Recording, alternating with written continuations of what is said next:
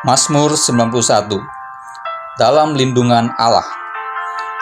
Orang yang duduk dalam lindungan yang maha tinggi dan bermalam dalam naungan yang maha kuasa akan berkata kepada Tuhan, tempat perlindunganku dan kubu pertahananku, Allahku yang kupercayai.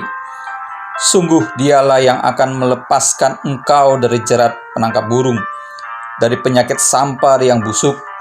Dengan kepaknya ia akan menundungi engkau. Di bawah sayapnya engkau akan berlindung. Kesetiaannya ialah perisai dan pagar tembok. Engkau tak usah takut terhadap kedahsyatan malam, terhadap panah yang terbang di waktu siang, terhadap penyakit sampar yang berjalan di dalam gelap, terhadap penyakit menular yang mengamuk di waktu petang. Walau 1.000 orang rebah di sisimu dan 10.000 di sebelah kananmu, tetapi itu tidak akan menimpamu. Engkau hanya menontonnya dengan matamu sendiri dan melihat pembalasan terhadap orang-orang fasik. Sebab Tuhan ialah tempat perlindunganmu. Yang maha tinggi telah kau buat tempat perteduhanmu. Malapetaka tidak akan menimpa kamu, dan tulah tidak akan mendekat kepada kemahmu. Sebab malaikat-malaikatnya akan diperintahkannya kepadamu untuk menjaga engkau di segala jalanmu. Mereka akan menatang engkau di atas tangannya, supaya kakimu jangan terantuk kepada batu. Singa dan ular tedung akan kau langkahi. Engkau akan menginjak anak singa dan ular naga. Sungguh hatinya melekat kepadaku, maka aku akan meluputkannya. Aku akan membentenginya, sebab ia mengenal namaku. Bila ia berseru kepadaku, aku akan menjawab. Aku akan menyertai dia dalam kesesakan. Aku akan meluputkannya dan memuliakannya. Dengan panjang umur akan kukenyangkan dia, dan akan kuperlihatkan kepadanya keselamatan daripadaku. Shalom, selamat pagi Bapak Ibu Saudara. Senang sekali pada pagi hari ini kalau kita boleh berkumpul bersama-sama di rumah kita masing-masing untuk beribadah. Saya percaya apapun kondisinya, mau di rumah maupun di gereja, asal hati kita melekat kepada Tuhan, saya percaya lawatan Tuhan terjadi atas hidup kita. Amin. Mari kita bersatu hati dalam doa. Tuhan Yesus, terima kasih buat hari yang baik ini Tuhan. Kalau kami boleh ada di tempat ini Tuhan, di rumah kami masing-masing, itu bukan suatu kebetulan kami ada di tempat ini. Apapun kondisi yang kami alami Tuhan, kami percaya Tuhan, ajar kami mengucap syukur, ajar kami mengandalkan Engkau sepenuhnya Tuhan. Pada pagi hari ini Tuhan, biar Roh-Mu yang bekerja atas setiap kami, biar Roh-Mu yang melawat setiap kami Tuhan. Kami percaya Tuhan, Kau menguduskan setiap kami Tuhan. Terima kasih Tuhan, terima kasih Tuhan. Kau pimpin ibadah kami Tuhan dari awal, pertengahan hingga akhirnya Tuhan. Kami alaskan doa kami Tuhan, hanya di dalam nama Tuhan Yesus Kristus.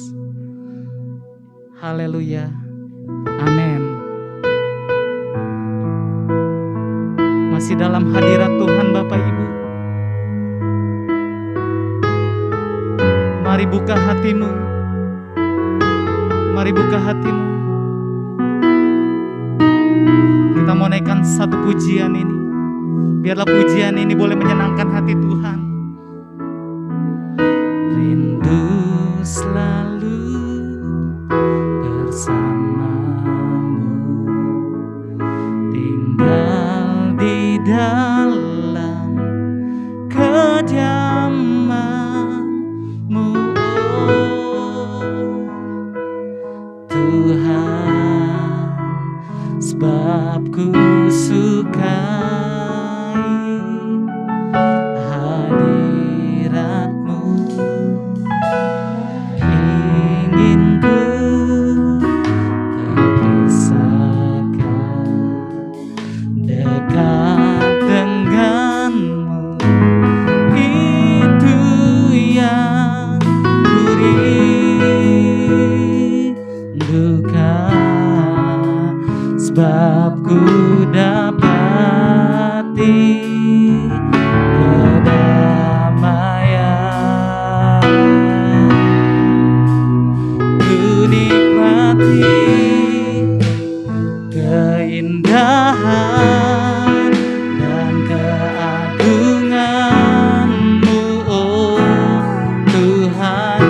menikmati Tuhan.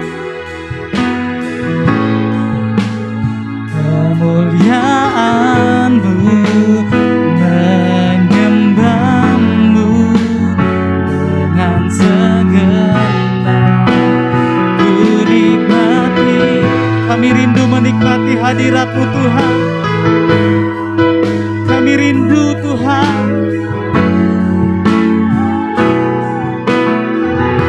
Ku nikmati kemuliaan-Mu, menyembah-Mu dengan segenap hatiku. Kita naikkan ini pujian dari awal dengan iman kita. Hidup selalu bersama, tinggal di dalam kediaman-Mu, oh Tuhan, sebab ku sukai hadirat-Mu. Tak ingin ku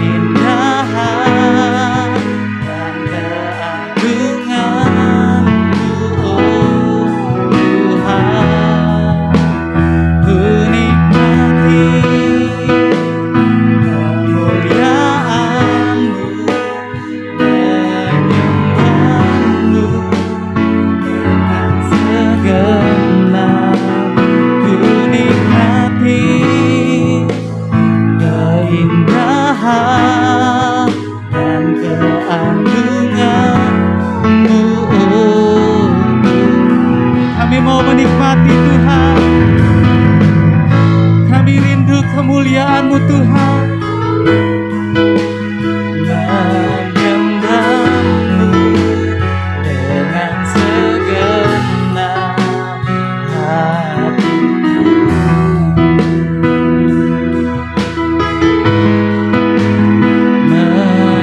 Menyembah-Mu dengan segenap hatiku.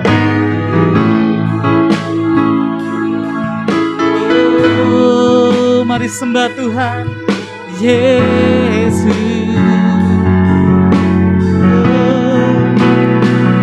Kami muliakan-Mu Tuhan, sebab Engkau yang layak kami permuliakan, sebab Engkau yang layak kami puji.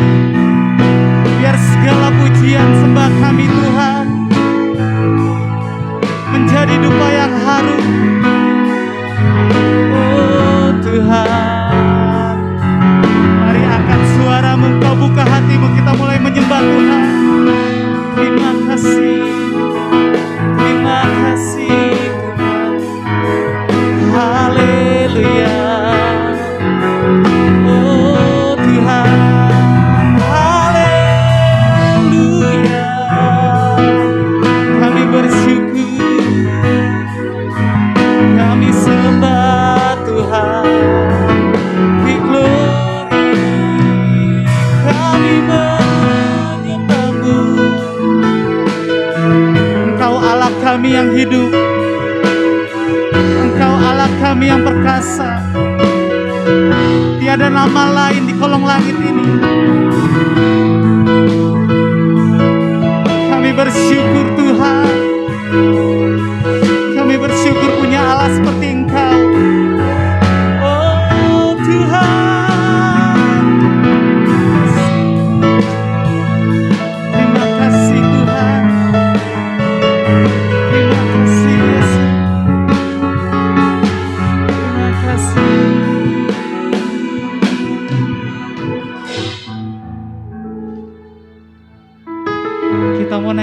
pujian ini dengan lembut.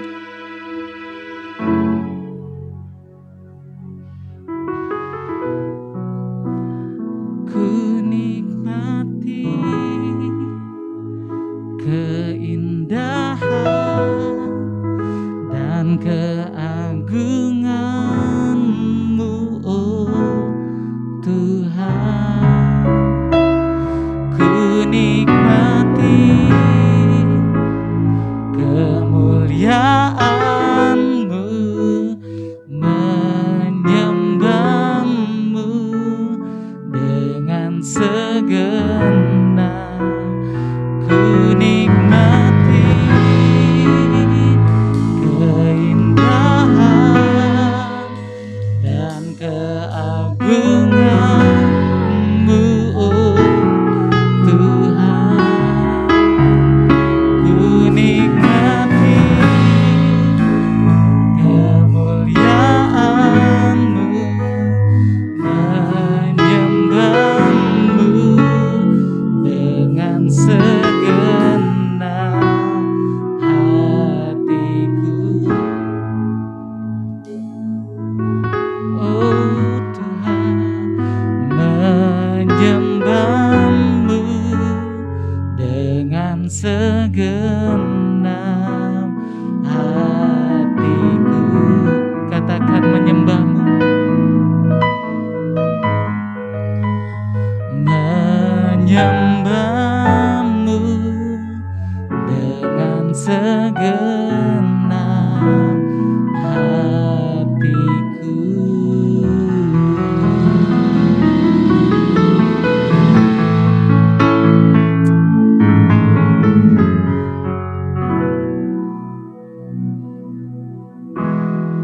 Terima kasih Tuhan pada pagi hari ini Tuhan.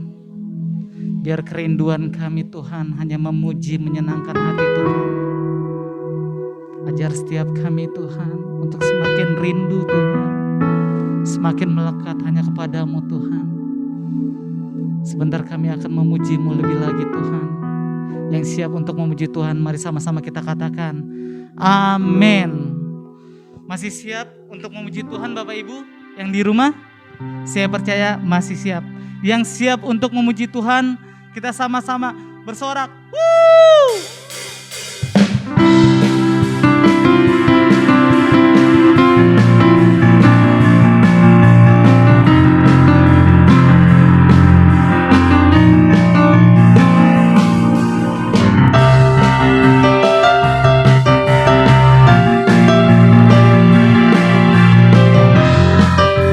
Sebab Tuhan Maha Besar.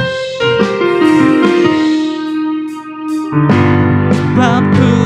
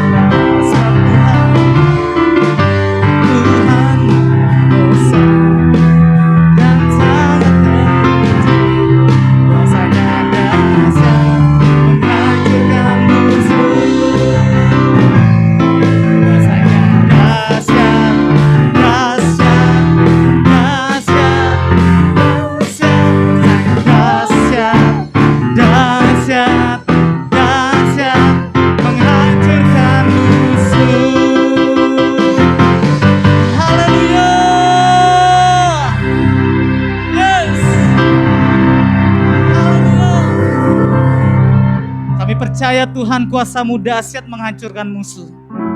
Kami percaya tiada roh-roh lain yang mampu mengalahkan kuasa Roh-Mu saja. Amin. Mari siapkan hati kita. Kita mau masuk dalam firman Tuhan. Kita mau angkat satu pujian. Terima kasih Tuhan. Terima kasih. Semusim berlalu, namun Kau selalu peliharaku. Kasih dan setia-Mu Tuhan, kasih dan setia-Mu tak pernah layu di hidup kami Tuhan. Katakan lebih luas dari samudra. Amin Tuhan. Yes. Baikan-Mu Bapa takkan habis di hidupku, lebih tinggi dari cakrawala, dari cakrawala, tak terbatas kasih-Mu. Sungguh ku bersyukur. Kami percaya Tuhan, semusim berlalu, namun Kau selalu peliharaku.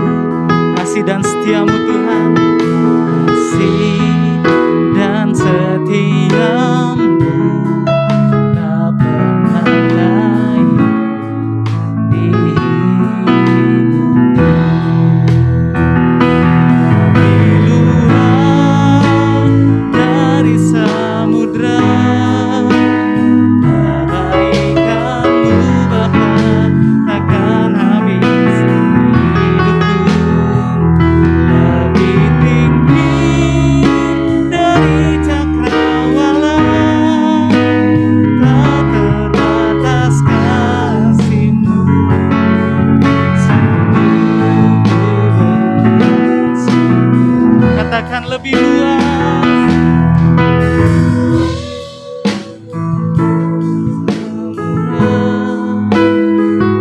Kebaikan-Mu Bapa takkan habis di hidupku. Lebih tinggi dari cakrawala, tak terbatas kasih-Mu. Sungguh ku bersyukur atas kasih-Mu. Sungguh ku bersyukur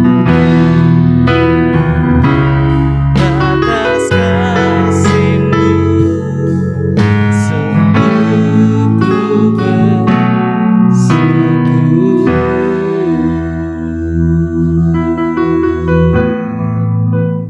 Pujian ini mengatakan Tuhan, kasih-Mu itu lebih besar, lebih luas seperti samudra, bahkan lebih tinggi seperti cakrawala. Kami percaya Tuhan, kasih-Mu yang begitu besar Tuhan atas setiap kami. Kami bersyukur punya Allah seperti Engkau Tuhan. Thank you Jesus, thank you Jesus.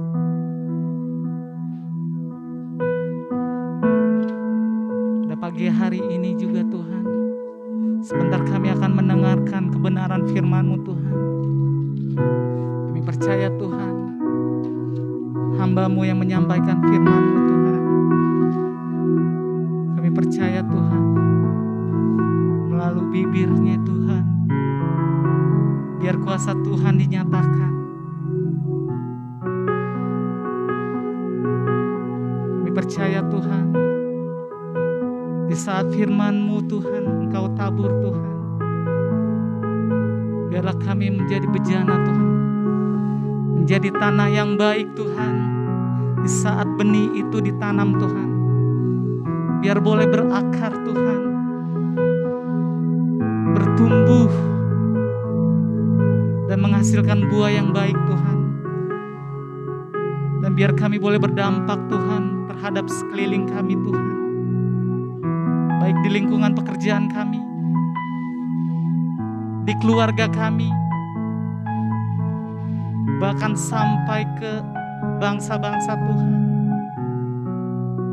Biar kami boleh berdampak Tuhan, menjadi impact yang besar Tuhan.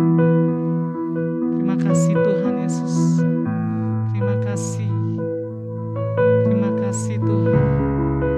Terima kasih Tuhan. Ajar kami untuk duduk diam Tuhan, mendengarkan firman-Mu Tuhan. Ajar kami fokus Tuhan terhadap firman Tuhan. Apa yang firman Tuhan katakan, biarlah kami menjadi pelakunya Tuhan. Bukan hanya mendengar Tuhan. Terima kasih Tuhan Yesus, terima kasih. Kami alaskan doa kami Tuhan. Hanya di dalam nama Tuhan Yesus Kristus yang siap untuk mendengarkan firman Tuhan. Mari sama-sama kita katakan, amin. Shalom Bapak Ibu Saudara. Mari kita perkatakan apa yang dimaksudkan dengan Pentakosta ketiga. 1.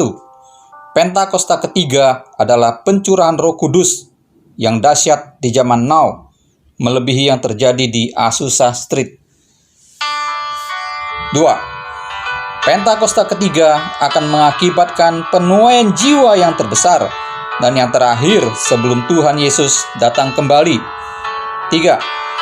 Pentakosta ketiga akan membangkitkan generasi Yeremia, yaitu anak-anak muda yang dipenuhi Roh Kudus, cinta mati-matian kepada Tuhan Yesus, tidak kompromi terhadap dosa, dan akan bergerak untuk memenangkan jiwa. 4. Pentakosta ketiga lahir di Indonesia dan bergerak ke bangsa-bangsa. Gerakan ini dari timur ke barat dan akan kembali ke Yerusalem. 5. Pentakosta ketiga akan memberikan kuasa untuk menyelesaikan amanat agung, dan setelah itu Tuhan Yesus datang kembali. Amin.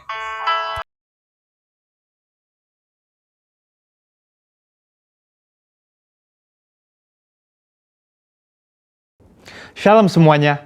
Tema edisi Voice of Pentecost hari ini adalah berjalan di dalam roh, belajar dari Filipus.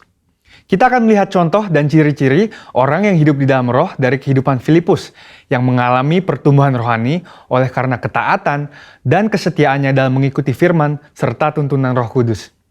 Ciri pertama orang yang hidup di dalam roh adalah mereka penuh dengan hikmat. Filipus adalah salah seorang diaken yang diangkat untuk pelayanan meja. Salah satu syarat yang dibutuhkan untuk posisi tersebut adalah kepenuhan Roh Kudus, yang artinya Filipus hidup dalam kepenuhan roh pada saat itu. Hal ini penting bagi orang percaya karena orang yang dipenuhi Roh Kudus akan menjadi orang yang efektif di dalam pelayanan sesuai dengan kebutuhan yang ada. Ketika hikmat diperlukan, maka Roh Kudus akan mengaruniakan. Ketika keberanian diperlukan, hal itu pun akan disediakan. Ketika kuasa kesembuhan atau mengusir roh jahat diperlukan, maka kuasa itu juga akan dinyatakan. Ketika kita penuh dengan hikmat, Roh Kudus akan menuntun dan membimbing kita sehingga apapun yang kita perbuat akan dibuatnya berhasil dan sesuai dengan rencananya. Ciri kedua orang yang hidup di dalam roh adalah mereka memberitakan Injil dengan kuasa. Setelah Stefanus dirajam oleh orang-orang di Yerusalem, aniaya yang lebih luas mulai terjadi di kalangan murid-murid Tuhan Yesus. Dan banyak dari mereka yang melarikan diri keluar Yerusalem, termasuk Filipus. Kisah Para Rasul 8 ayat 5 menceritakan bagaimana Filipus pergi ke suatu kota di Samaria untuk memberitakan Injil di sana. Saya percaya karena Filipus bergaul karib dengan Tuhan, dia terus merasakan dorongan dari Roh Kudus untuk memberitakan keselamatan bagi orang lain di setiap kesempatan yang ada. Hal tersebut merupakan karya Roh Kudus dalam hati orang percaya. Singkat cerita, orang-orang di Samaria percaya kepada berita yang disampaikan oleh Filipus. Mereka membuka hati dan Roh Kudus pun bekerja dan menjamah setiap orang yang mendengar hingga hati mereka berbalik kepada Tuhan. Dalam pemberitaan Injil itu, juga terjadi manifestasi kuasa Allah dengan kesembuhan dan kelepasan yang luar biasa. Banyak orang dilepaskan dari roh-roh jahat dan disembuhkan, termasuk yang lumpuh dan timpang. Kuasa Roh Kudus dinyatakan secara luar biasa. Hal ini menggenapi apa yang Tuhan Yesus katakan bahwa tanda-tanda heran dan mujizat akan terjadi di dalam pelayanan murid-murid Tuhan Yesus. Melalui kejadian ini, kita bisa melihat bahwa Filipus yang bergaul intim dengan Tuhan dipakai menjadi alat Tuhan yang efektif dalam membawa Injil keselamatan. Kuasa Tuhan sungguh dinyatakan bagi orang-orang yang bergaul intim dengan Roh Kudus. Ciri ketiga orang yang hidup di dalam Roh adalah mereka mentaati Tuhan dengan segenap hati.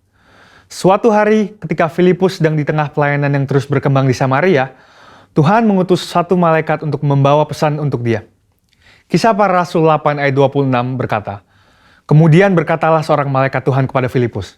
Katanya, bangunlah dan berangkatlah ke sebelah selatan, menurut jalan yang turun dari Yerusalem ke Gaza. Jalan itu jalan yang sunyi." Dibutuhkan ketaatan yang besar untuk melakukan perintah Tuhan dengan kondisi seperti Filipus pada waktu itu.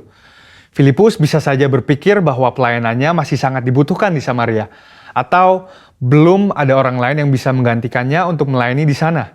Namun, Filipus memilih untuk taat dan pergi ke tempat di mana Tuhan memerintahkan. Tanpa diketahuinya, ternyata saat itu ada seorang bendahara kerajaan dari Ethiopia yang sedang dalam perjalanan pulang ke negaranya.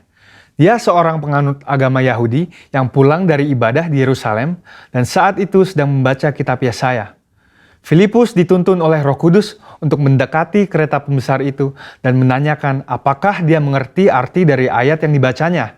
Ternyata dia tidak mengerti dan meminta Filipus untuk menerangkannya.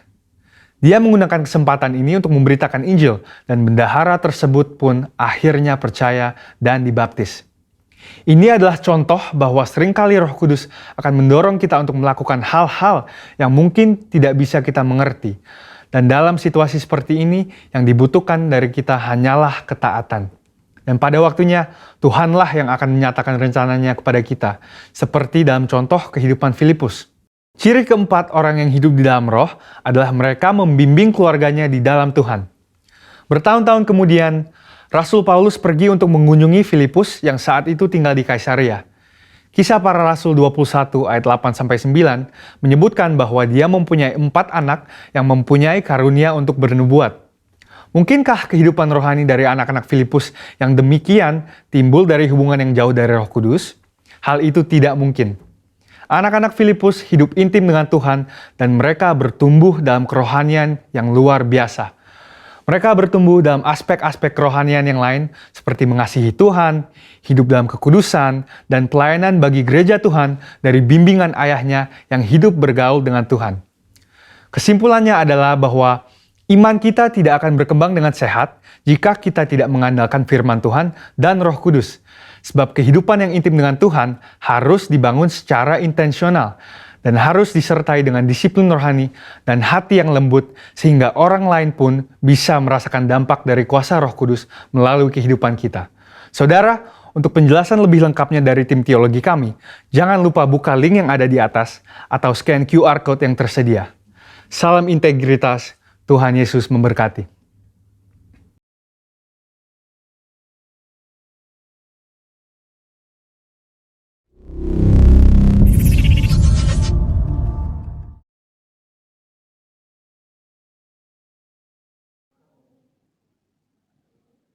Shalom Bapak Ibu, Saudara sekalian yang dikasihi oleh Tuhan Yesus Kristus. Selamat bertemu kembali di dalam ibadah di GB Tegalalur. Terima kasih saya sampaikan kepada Bapak Gembala kita yang hari ini memberikan saya kepercayaan juga untuk kembali sharing firman Tuhan Bapak Ibu Saudara dikasihi Tuhan. Nah saudara-saudara yang terkasih dalam Tuhan Yesus Kristus, pagi ini saya akan share firman Tuhan, sambung dari firman Tuhan yang saya bawakan di bulan yang lalu tentang hari-hari yang jahat, saudara-saudara. Nah kalau yang bulan lalu saya berbicara tentang pengertian hari-hari yang jahat itu di dalam Alkitab.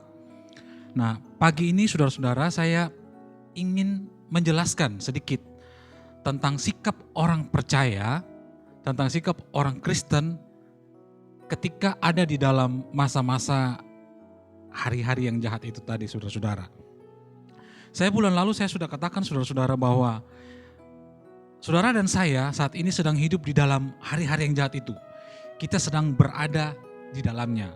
Itu sebabnya saudara dikasih Tuhan, adalah hal yang sangat penting kita sebagai orang yang percaya kepada Tuhan memahami sikap apa yang harus saya dan saudara sebagai anak-anak Tuhan lakukan ketika kita sudah berada di dalam hari-hari yang jahat, atau di dalam 2 Timotius katakan itu masa yang sukar, saudara-saudara. Nah, tema saya pagi hari ini saya akan berbicara tentang itu. Sikap orang Kristen, sikap orang percaya menghadapi hari-hari yang jahat itu. Mari saya ajak saudara kembali ke kitab Efesus yang kemarin kita bacakan sama-sama saudara-saudara.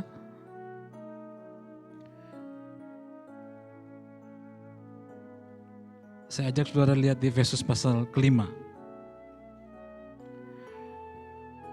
Efesus pasal 5 ayat 15, 16, dan 17. Alkitab berkata begini, "Karena itu perhatikanlah dengan saksama bagaimana kamu hidup, janganlah seperti orang bebal, tetapi seperti orang arif, dan pergunakanlah waktu yang ada, karena hari-hari ini adalah jahat." Ayat 17. "Sebab itu janganlah kamu bodoh, tetapi usahakanlah supaya kamu mengerti kehendak Tuhan." Saudara-saudara perhatikan ayat yang ke-15, Alkitab berkata begini, "Karena itu perhatikanlah dengan saksama bagaimana kamu hidup. Jangan seperti orang bebal, tetapi seperti orang arif." Nah, saudara yang dikasihi Tuhan, ini yang saya pengen jelaskan. Sikap orang Kristen ketika menghadapi hari-hari yang jahat ini, kata Alkitab begini, perhatikan dengan saksama bagaimana saudara hidup. Jangan seperti orang bodoh, tetapi seperti orang arif, kata Alkitab. Nah, ini yang saya mau jelaskan Bapak Ibu. Kata arif itu diterjemahkan dari kata Yunani, tulisannya itu sophos. Tulisannya itu sophos. Jadi sophos itu punya pengertian bisa wise, bisa itu bijaksana benar atau arif. Sophos itu juga punya pengertian learn atau terpelajar. Sophos itu juga punya pengertian skill atau punya keahlian, atau clever yang artinya pintar. Jadi kata arif yang kata Alkitab, perhatikanlah dengan sesama bagaimana kamu hidup, yaitu perhatikan bagaimana saya dan saudara hidup di hari-hari yang jahat itu. Kata Alkitab, jangan jadi bodoh tetapi jadilah arif. Be sophos, kata Alkitab. Nah, itu yang saya pengen bagi kepada saudara sekalian pada pagi hari ini. Nah, apa makna arif saudara-saudara dalam pengertian ini? Nah, saya ajak saudara ikuti baik-baik penjelasan saya secara perlahan akan saya jelaskan saudara-saudara, biar kita ngerti kehendak Tuhan, biar kita ngerti sikap orang Kristen. Secara sederhana kata sophos itu diterjemahkan memang kata arif, atau sinonimnya itu kata bijaksana. Tapi mari saudara-saudara perhatikan baik-baik firman Tuhan. Saya akan jelaskan ada rahasia kebenaran Allah yang luar biasa di kata sophos ini. Kenapa Tuhan berkata jangan jadi seperti orang bodoh, tetapi jadilah seperti orang arif, dan Tuhan pakai kata sophos? Karena ternyata kata ini punya makna yang luar biasa untuk saya dan orang Kristen mengikuti atau melakukan kebenaran firman Tuhan ini. Nah, untuk saya jelaskan lebih lanjut saudara-saudara, dan agar supaya saudara bisa memahami kenapa Tuhan minta saudara dan saya jadi orang yang arif menghadapi hari-hari yang jahat, saya ajak saudara lihat satu kisah, satu ayat yang lain di dalam Alkitab, di dalam Matius pasal 10 ayat yang ke-16.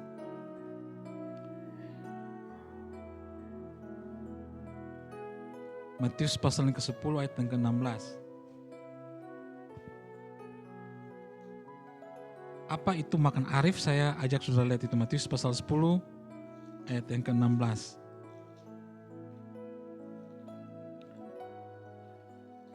Alkitab berkata begini, saudara, kalau saudara ikuti sharing firman ini langsung, saudara ikuti, langsung buka Alkitabnya biar saudara cepat nangkap ini saudara-saudara. Bagaimana sikap orang Kristen, bagaimana sikap kita sebagai anak-anak Tuhan menghadapi hari-hari ini.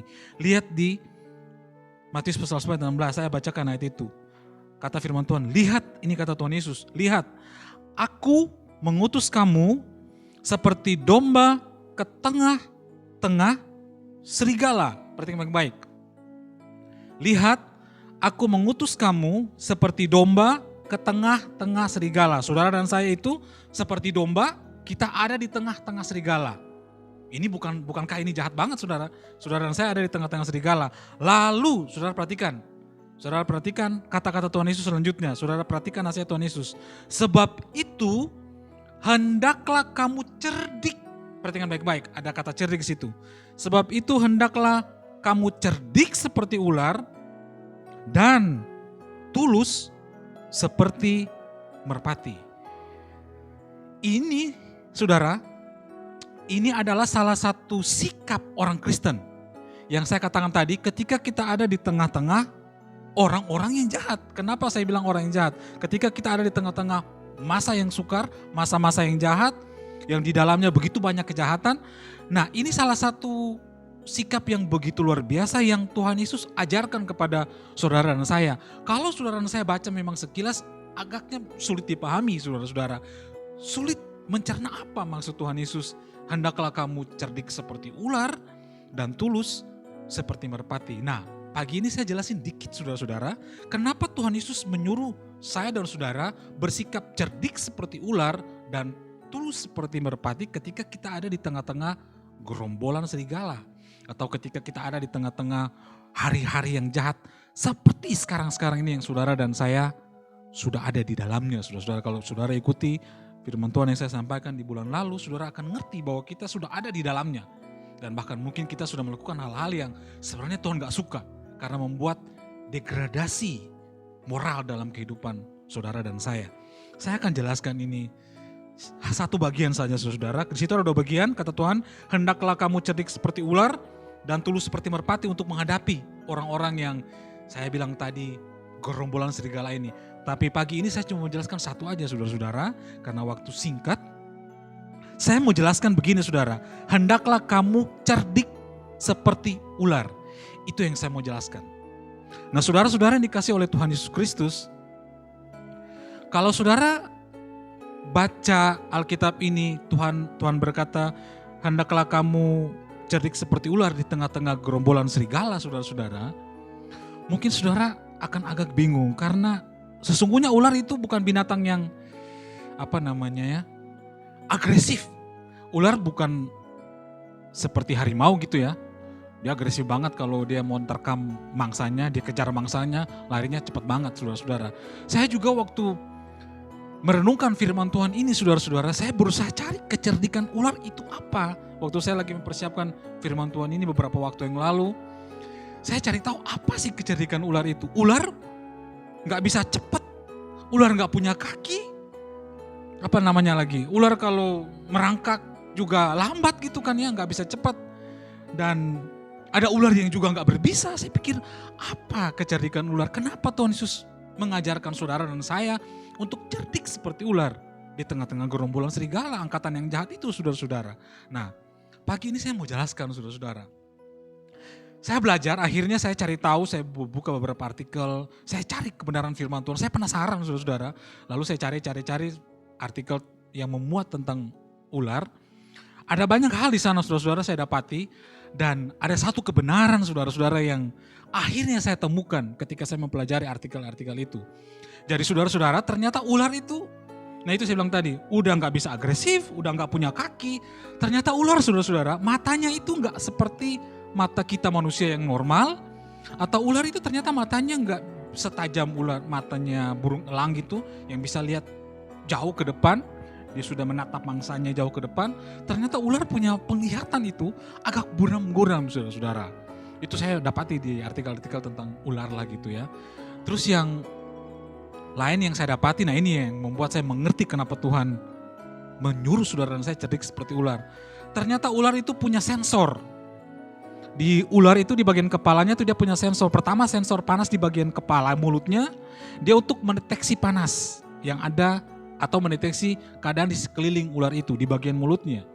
Kedua, lidah yang kalau saudara lihat ular kan pasti sering lihat itu dikit-dikit dia julurin lidah. Ternyata lidah yang dikeluarkan oleh ular itu bagian dari sensornya dia. Bagian dari sensornya ular itu untuk mengetahui bau-bauan atau juga dengan kondisi keadaan yang ada di sekitar ular itu, saudara-saudara. Nah, ini kelebihan yang Tuhan kasih ke binatang yang satu ini yang namanya ular, saudara. Nah, dengan sensor ini ternyata ya saudara, ketika saya pelajari tentang ular ini, ternyata dengan sensor inilah ular itu bisa mendeteksi mangsanya seperti apa. Sensor kepalanya, mulutnya dia bisa mendeteksi panas yang ada di tubuh mangsanya atau lawannya dia atau musuhnya dia. Dengan mulut, dengan lidahnya dia bisa mendeteksi bau apa yang ada di sekitar dia atau bau apa yang ada di mangsanya dia atau musuhnya si ular ini, saudara, si lawannya ular ini, saudara-saudara. Dengan dua sensor ini, ular bisa menghasilkan kemampuan dan ular bisa menghasilkan strategi atau cara untuk menyerang mangsanya dan melumpuhkan atau bahkan mematikan mangsanya.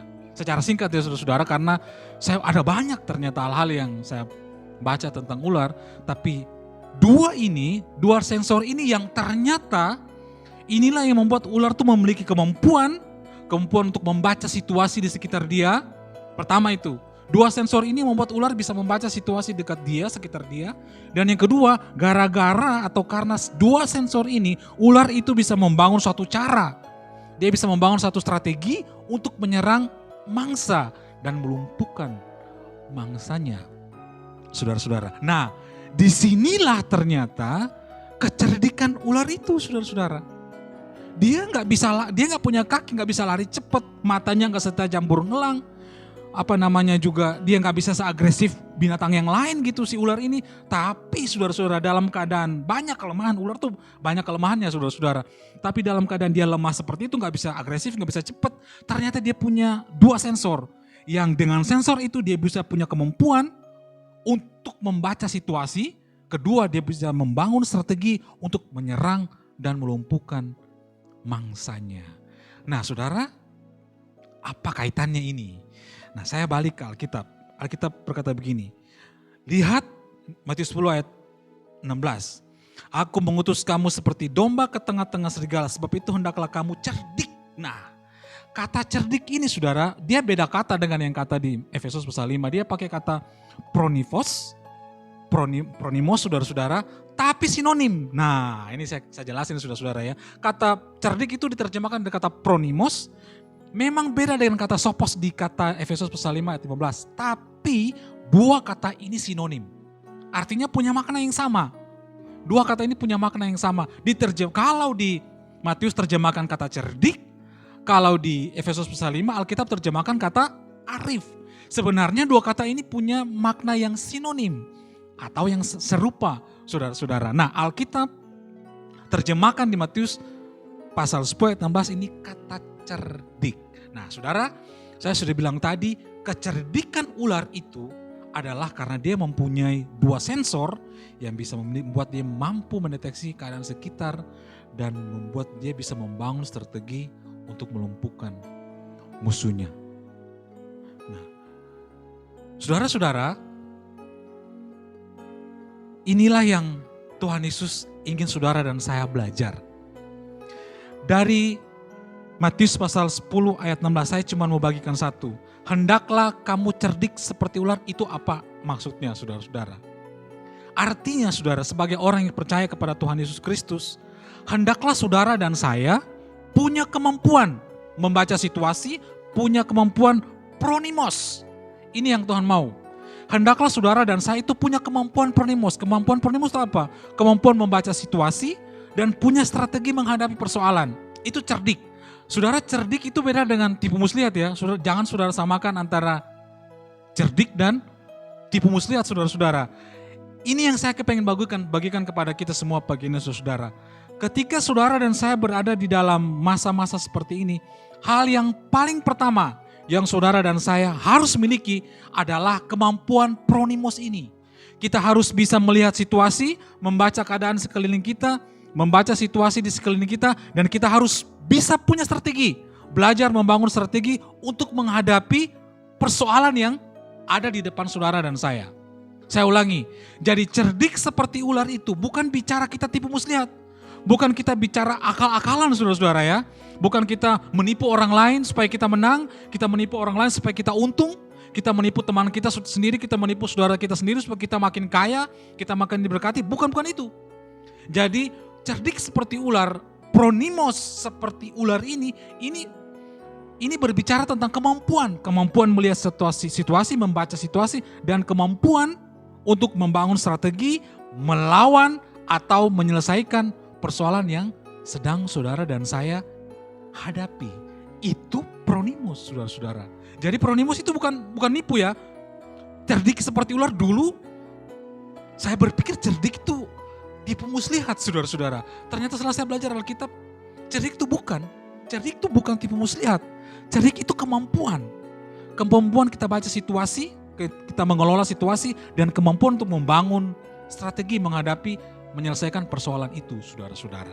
Nah, agar lebih jelas saudara-saudara tentang cerdik seperti ular, pronimos ini, saya pelan-pelan saya ajak saudara lihat satu peristiwa, satu kisah dalam Alkitab dalam 2 Samuel pasal 15. 2 Samuel pasal 5. 2 Samuel pasal 5 bukan 15, 2 Samuel pasal 5.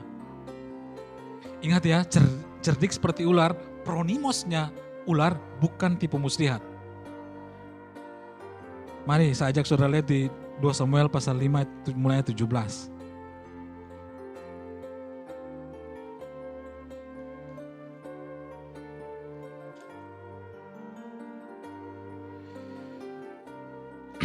Samuel pasal 5 ayat 17, mulai 17 Alkitab berkata begini, saudara perhatikan baik-baik cerita ini. 2 Samuel pasal 5 ayat 17. Ini contoh konkret banget tentang cerdik seperti ular, ini contoh yang jelas banget. Alkitab berkata begini, ketika didengar orang Filistin bahwa Daud telah diurapi menjadi raja atas Israel, maka majulah semua orang Filistin untuk menangkap Daud. Tetapi Daud mendengar hal itu lalu ia pergi ke kubu pertahanan. Ketika orang Filistin itu datang dan memencar di lembah Refaim, bertanyalah Daud kepada Tuhan, apakah aku harus maju melawan orang Filistin itu? Akan kau serahkankah mereka ke dalam tanganku? Tuhan menjawab Daud, majulah, sebab aku pasti akan menyerahkan orang Filistin itu ke dalam tanganmu. Lalu datanglah Daud ke Baal Perasim dan memukul mereka kalah di sana. Berkata ia, Tuhan telah menerobos musuhku di depanku seperti air menerobos. Sebab itu orang menamakan tempat itu Baal Perasim. Orang Filistin itu meninggalkan berhalanya di sana, lalu Daud dan orang-orangnya mengangkatnya. Ketika orang Filistin itu maju sekali lagi, saudara perhatikan baik-baik. Ini orang Filistin menyerang Daud yang kedua kali di tempat yang sama, saudara-saudara. Ketika orang Filistin maju sekali lagi dan memencar di lembah Refaim, maka bertanyalah Daud kepada Tuhan dan ia menjawab, janganlah maju, tetapi buatlah gerakan lingkaran sampai ke belakang mereka sehingga engkau dapat menyerang mereka dari jurusan pohon-pohon kertau dan seterusnya. Saudara, saya singkat aja karena waktu saudara-saudara.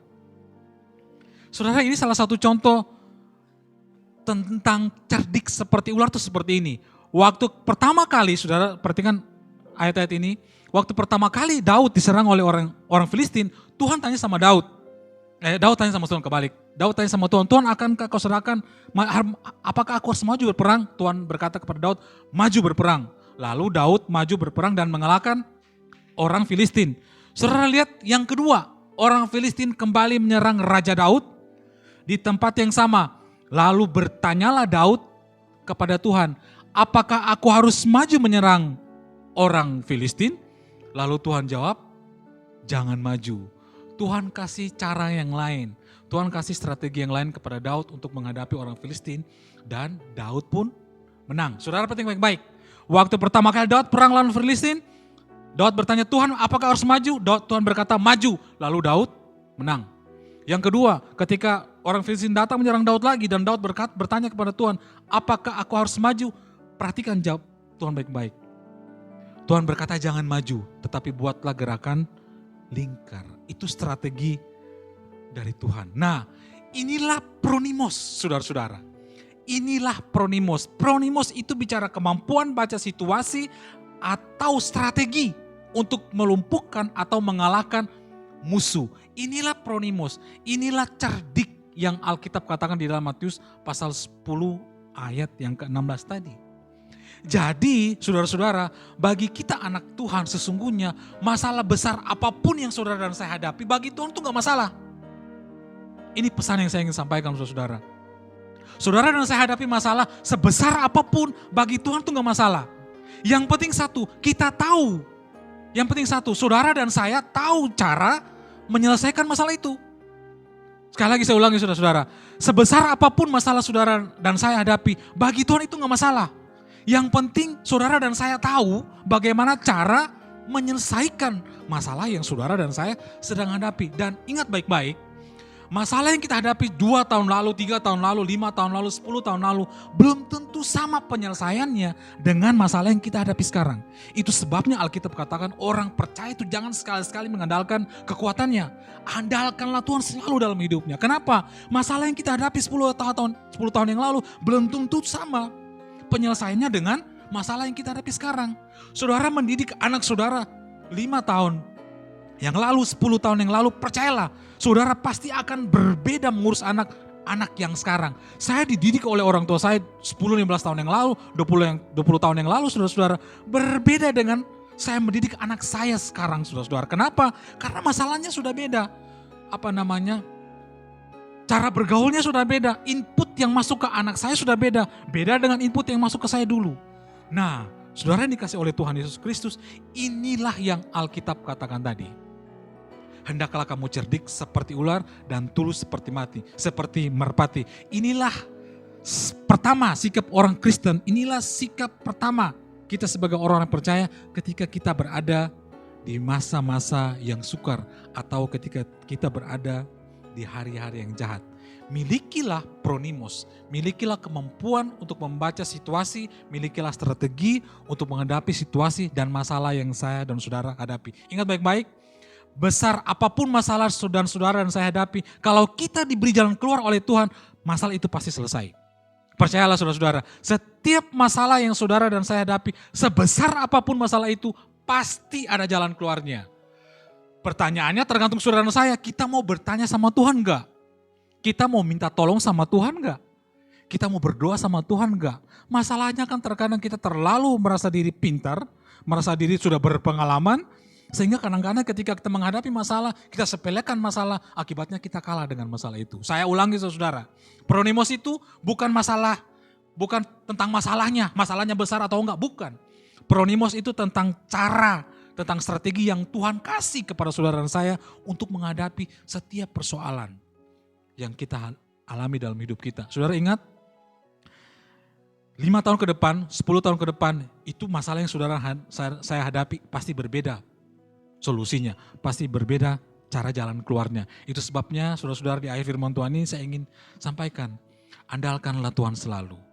Apapun masalah dan saudara dan saya hadapi, minta petunjuk Tuhan, minta solusi dari Tuhan, minta caranya Tuhan, karena Tuhan itulah pemilik kehidupan.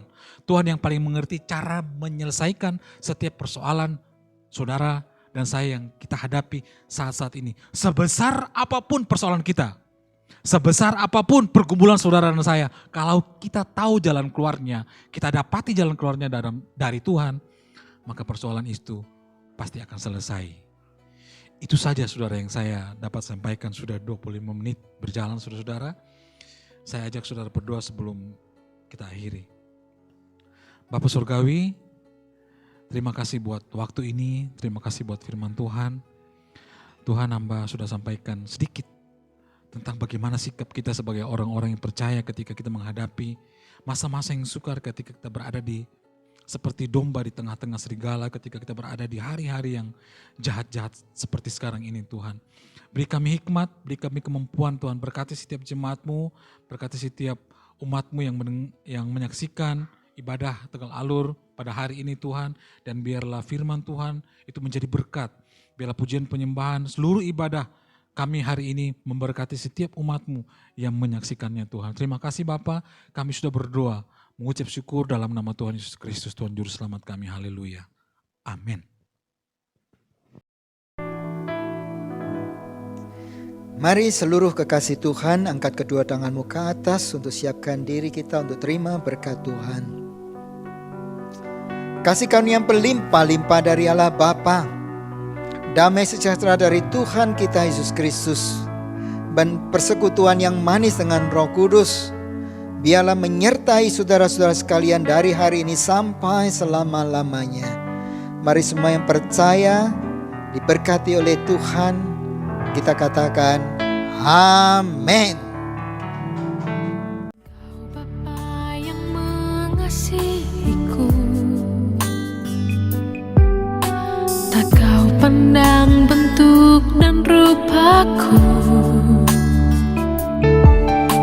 Engkau mengasihiku dengan sepenuh hati, tak pernah sama seperti